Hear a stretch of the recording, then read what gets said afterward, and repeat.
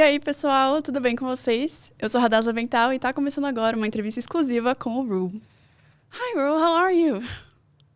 I'm good. How are Welcome. you? I'm good, thank you. Thank you for coming and meeting with us today. Of Uh, course. yeah, lovely. So let's get into it. Have you always Sure. wanted to work with music? Yeah. Since I was super young, I've always loved singing and performing. And, trying to be the center of attention. Mm-hmm. Uh, yeah, maybe not sometimes the best trait, but I really loved it when I got this opportunity when I was really young. I took it and I've just been kind of rolling with it ever since. Yeah, cute. So, what's your earliest memory involving music? Um, Probably my first CD that I ever bought when I was around like 7. Mm. I think it was like the first bit of pocket money that I got, and I spent like $6 on this James Morrison Undiscovered CD that I wanted. I don't know why I wanted it. I think I just heard a couple songs before, and I wanted one for my own. And yeah, it's still like one of my favorite albums of all time. I love that. Okay. So our listeners here at Antenna One, they love music from the 70s and the 80s. So I wanted to ask you, what are some of your inspirations from the past? I feel like, I mean, in terms of music that came out before I was born, I think the '90s really inspired the album a lot for me. Like '90s singer songwriter, '90s kind of emo a little bit. Yeah. I mean, I love like Elliott Smith. I love Mm. all that. I love all Jeff Buckley's records. Those were two kind of big influences. Even like a bit like the Pixies were like a little bit of a reference as well. Like Smashing Pumpkins, like that sort of vibe was really fun to draw from because I'd never really drawn from anything like that. Mm. Right. So speaking of the past, I want to take you back to 2017, more specifically the time when you appeared on Elton John's radio show. What do you remember from that? Yeah, it was a wild, wild morning. I remember I was at school in like year 9 or something, and I got a text from my dad saying like, check this out, and I remember listening to it like my phone up to my ear like recess or something, and like going crazy, and yeah, it was a pretty wild thing to happen like so early on for sure. Yeah. Yeah, and he also described you as, the you had the most amazing voice for a 14-year-old male singer at the time. So, what did it mean to you, to hear that coming from him? Oh, it was incredible. It was strange. I didn't really know what to think about. Mm. I was so green as well. I just had no idea what the world was or like what the industry was. I was just like, does this happen to everyone? Like, does everyone get this? Yeah. Elton John stuff?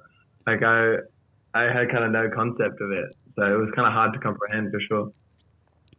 How do you think, like nowadays, how do you see that, interaction or whatever? Yeah, I mean, I look back at it just like that was wild, and Hmm. like I got to meet him like a few weeks later, so that was like a pretty cool thing to just kind of talk to someone like Mm. that. Yeah, Yeah, for for sure. sure. So you've been working on the music industry for quite some time, even though you're only, 20 years old. Um, do you ever feel any pressure or even fatigue because of that? Uh, Not really. I Mm. mean, like pressure comes from everything. Like you don't have to be a certain age to feel pressure in the industry. Right. Um, I think obviously it's weird how I've been doing it for like 6 years. Like Yeah. I've been putting out music and touring and stuff for so long now. What it feels like, well, it's like a third of my life. So it's definitely a real strange kind of way to look at it. Because yeah, I always still kind of feel like I'm starting off at the same time, and I'm just getting ready for something. So there's a little pressure in that sort of sense, but my main thing that I feel or like kind of takes over my mind is just like making sure I'm only putting out music that I truly like and believe in. Mm. Yeah. Truer words. That's a good rule to live by. Um, Yeah. So now let's talk about your music or your lyrics. So today, here in Brazil, we're celebrating Valentine's Day. So I wanted to ask you, in honor of this very beautiful day, which song of yours do you think is the most romantic and why? Hmm. I don't know. All of my songs have a twist. Like they either start romantic and then it suddenly goes into something really sad about how it's Yeah. never going to work. I don't know. A lot of my love songs are very pessimistic. Mm.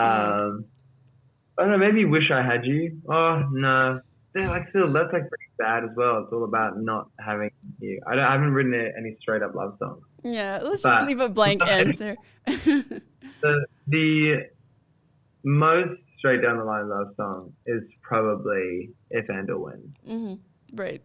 Yeah, that's a where good it's choice. just like it's a fear of losing them, but you love them so much and they're still with you. But it's just like you're talking about the what if of hmm like what if I'm not good enough sort of thing. Yeah, yeah. Cool. Good answer. I like that answer. Um, so on that note, what relationship advice would you give your past self? Any kind of relationship, not only your romantic relationship. I don't think. I don't know. It's hard. I mean, because my past self, I feel like, I haven't been in many relationships Yeah. really young. Mm-hmm. I don't really need to give him much advice because he didn't really have to go through anything. Right. Um, yeah, I don't know. Just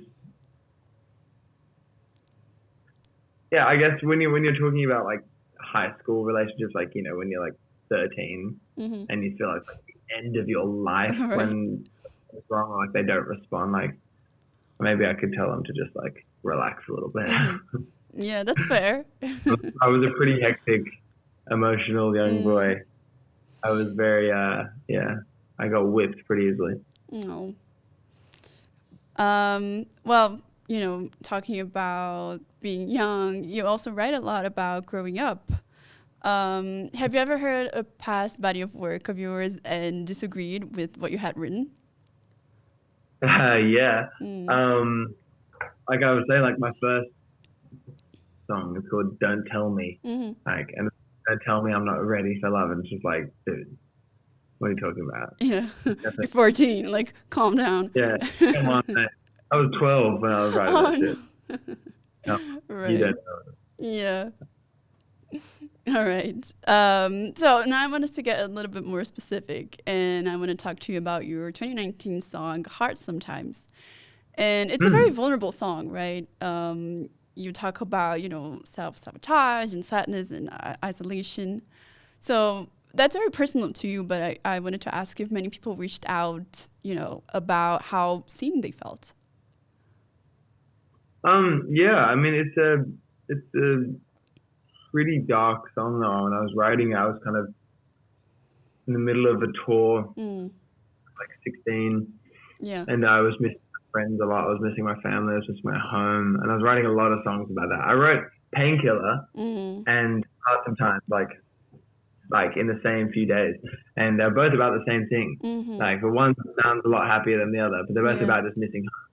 And Mm, yeah, I feel like yeah. I mean, I'm a pretty like I don't think anyone close to me, any friends or family, like hear a song and they're like, "Oh my god, I had no idea that you were going through this." Like I'm right. definitely like I'm constantly telling them how I feel. Mm, So yeah, it's a big shock. perfect. All right. Well, you mentioned Painkiller, and it looks like it's a fan favorite. So why do you think that, the song resonates with so many people? I don't know. You can never really guess that sort of stuff. You never really like understand it. It just kind of happens or not. Like I think all my songs are good. Mm-hmm. Like I like all my songs. So it could have from in my head it could have been anyone that like resonates the most. But yeah, I think Painkiller maybe had a just kind of like a right time, right place. So I think I'm very lucky. I feel like Painkiller got recognized and received the way it did. Mm-hmm. But yeah, I don't know. I think M Phases, who produced it, did all the music, did an amazing job and made it sound massive. And it's really fun to play live. And yeah, lyrics are relatable. Yeah, for sure. All right. Well, I can't forget to mention your remix of Golden Hour of Jake's song. Yeah. And since a fellow member of Gen Z, I need to ask you, I'm very curious about this. What are your thoughts, on TikTok sounds and the music industry and how those two intertwine? I I don't know. I don't know how to feel about it. I'm not very Mm, good at it. Like, okay. I've definitely I'm not a natural TikToker. I'm not like a someone who can like just think of things on the spot and do it. Like if I have an idea for a video, like it usually takes me like months Yeah. in between. So I don't know. Maybe I'm just bitter at it because I'm not very good at it. Because obviously it can be amazing for artists, especially Right. artists like Jake. And, you know, countless others who wouldn't have had their shot or wouldn't have been Mm-hmm. to the limelight without it.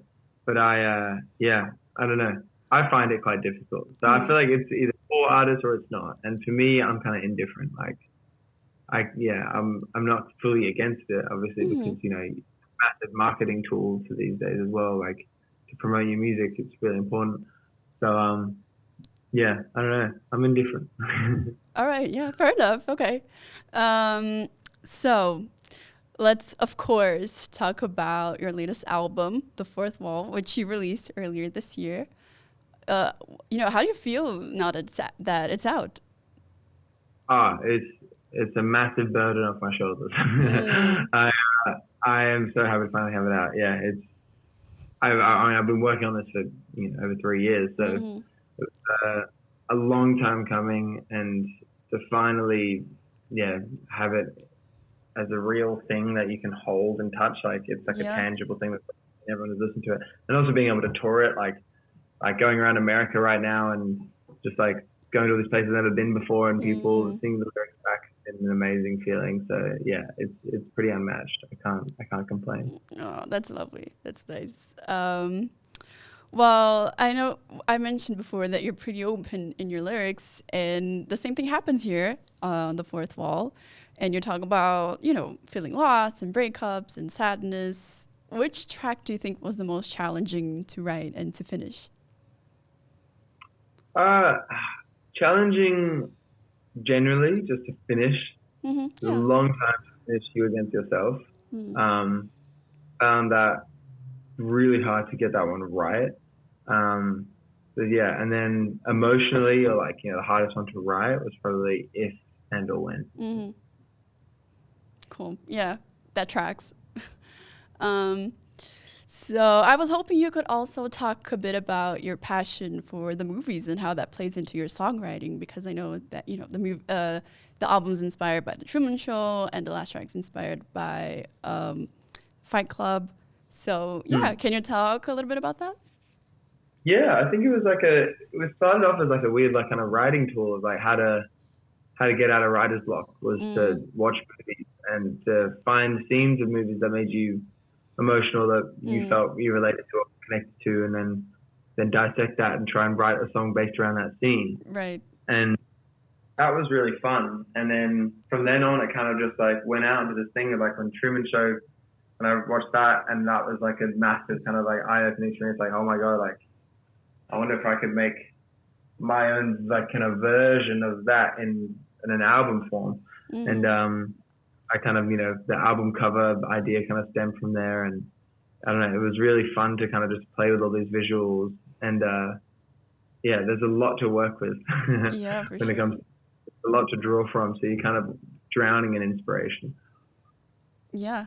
Well, were the visuals your idea? How did that work? Yeah, Mm-hmm. so I had a pretty clear idea from the get-go, like from 3 years ago, Mm, and I wanted to stick with that and kind of keep that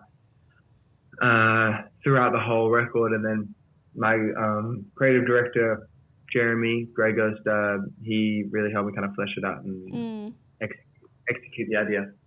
yeah. Um, do you ever think about directing maybe in the future? Maybe not directing. I mean, I'm not Mm, very good at directing. Oh, I mean, who knows? Maybe mm-hmm. if I get better at it, the more music videos that I am involved in, and I feel like I'm kind of pretty like when I'm in all the music videos I'm very involved in. So Mm, in terms of just like creation, the storyboarding, the directing, everything. Like, I like to be really involved. So Yeah. yeah, maybe. Okay, yeah. Well, let's keep our options open. So you mentioned your music videos and you get very involved with them. So what's your favorite memory from shooting a music video? That's a good question. I don't know. I think the newest one was pretty fun. I Don't Want to Be Like You video was like riding on a moving car was pretty fun. The Painkiller music video was really fun. That was a good one with all the hazmat suits. Face to Face was fun. That was in Paris, so that was like just a given kind of shooting a video in Paris was pretty fun. Yeah, I can imagine. Yeah, I don't know. It's hard. There's been so like I love doing music videos. They're so much fun. Like it's like making little movies, or it's exactly what it is. It's just like making a little short film in 2 days, and you get to star in it. It's pretty fun. Yeah, for sure. Well, thank you so much for speaking with me today. It was lovely to hear a bit more from your perspective. Of course, yes, yeah. Thank you so much. Yeah, well, I hope to see you soon. I've heard you're coming to Brazil. Don't know when, but we'll see. But yeah, thank you so much. All right, thank you. Have a good one. E aí, pessoal, o que vocês acharam desse bate-papo? Eu espero que vocês tenham curtido tanto quanto eu. Não esqueçam de comentar aqui embaixo o que vocês acharam, o momento favorito de vocês, de curtir o vídeo, compartilhar e se inscrever no canal. Eu vejo vocês numa próxima.